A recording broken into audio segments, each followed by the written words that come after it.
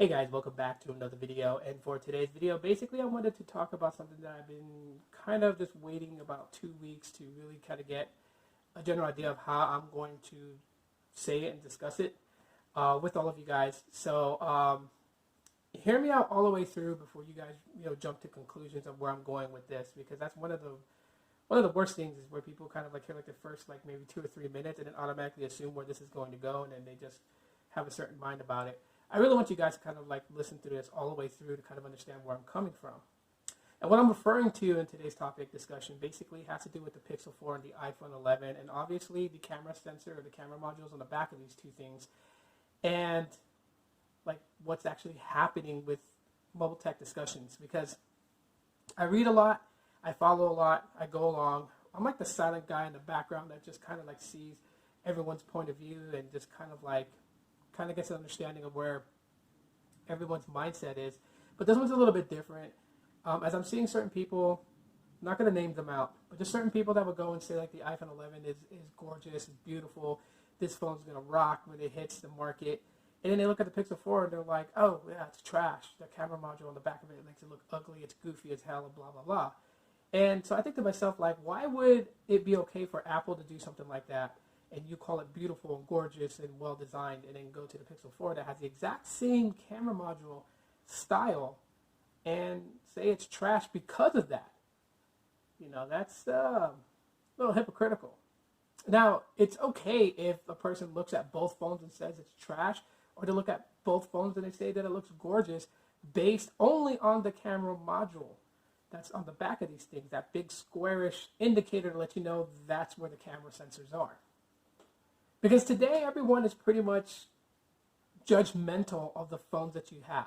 It's pretty clear cut and dry. Like, I know for a fact, like, I can go to someone and ask them, like, if you see someone carrying an iPhone XS Max, what do you think they're about? And a lot of the responses that I get back is like, the person's bougie, they are, trying to be overly eccentric, they're Starbucks drinking, their wife, free Wi-Fi using, drives a fast car, and works a 9 to 5 and makes like six figures. I mean, those are some of the things that come to mind when people see someone with an iPhone. And it could be furthest from the truth. The person could be absolutely poor and paid every cent that they had just to get an iPhone. The thing is that smartphones today have become so serious that literally it has become an extension of who you are.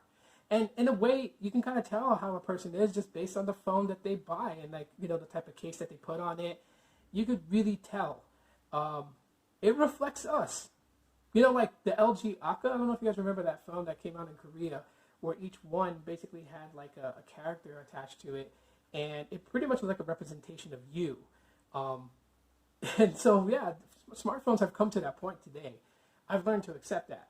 However, I will not judge anybody by their smartphone. That's not me, because, again, looks can be deceiving, right? Like, not everyone who has an iPhone is going to be bougie and high nose and everything else.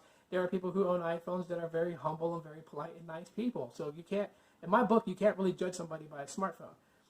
And so knowing that people take smartphones that seriously, I can kind of understand why a person would look at the iPhone 11 and the Pixel 4 and say it's completely ugly and hate the thing without even actually using it. And that's only because they can picture themselves holding it, and what kind of response or reaction would they get from people around them, as people today do care about what other people think for some odd reason.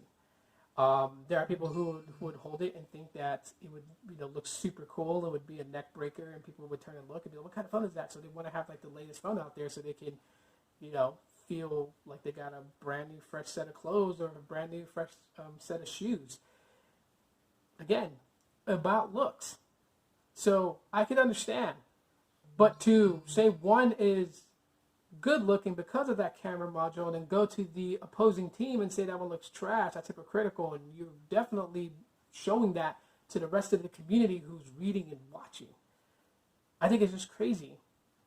Because I can kind of see where Google is going with this. Google basically is intending to go head to head with the iPhone. Finally get Michael Buffer in there to say his $1 million catchphrase, but that's really what they're intending to do. By making a device that mirror images the iPhone 11 so it looks exactly like it, really means like, use this phone, use their phone, strip away all the looks and go down to the user experience.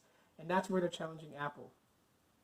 Now, somebody who could be a fanboy can actually turn that whole thing around and say they made it look like the iPhone 11 because they want people to buy it. I mean, it never fails, right? I said it, right? And could I be wrong? Maybe. Could I be right? Maybe. But the thing is, and what a lot of people are thinking in the community, is that Google is finally going to go after Apple and go up against them as a contender. And they're using the Pixel 4 to launch that. The Pixel 3a was kind of like the gear up, like, hey, Apple, guess what? We're coming after you, because they did those ads with Night Sight versus Phone X to kind of really like go after Apple. But with the Pixel 4, they're really going after it. I don't think they're going after it with build quality and designs. I think Google pretty much understands, strip all that away, and what do you really have? Get away from the glass back, get away from the metal rail, get away from all that stuff. And what do you really have? Strip it down to the software experience, the user experience. And then here is where I'm going to say this. While Google intends to go after Apple and compete with them on that level, making Android actually go one-on-one with iOS without looking at the hardware side of things, I think personally it's still going to be a stalemate. Because then again, you have to look at it. There are people who are immersed in the Apple ecosystem and will not change. There are people who are in it that love iMessage and love the blue bubble. And while other people will say that's a stupid reason, it's still reason enough for them not to switch to Android. Vice versa, there are people who love customizations on Android, who love, the freedom that you have with it, the ability to root it, the ability to do custom ROMs, or just the ability to add launchers to change the icons. There are people who do that, and it's reason enough for them to stay. So while it is cool to kind of see them go at each other, then again, it's pretty much, in my opinion, it's pretty much a stalemate. You're not going to get a diehard iOS fan to admit that Android's better. You're not going to get a diehard Android fan to admit that iOS is better. It's just not happening.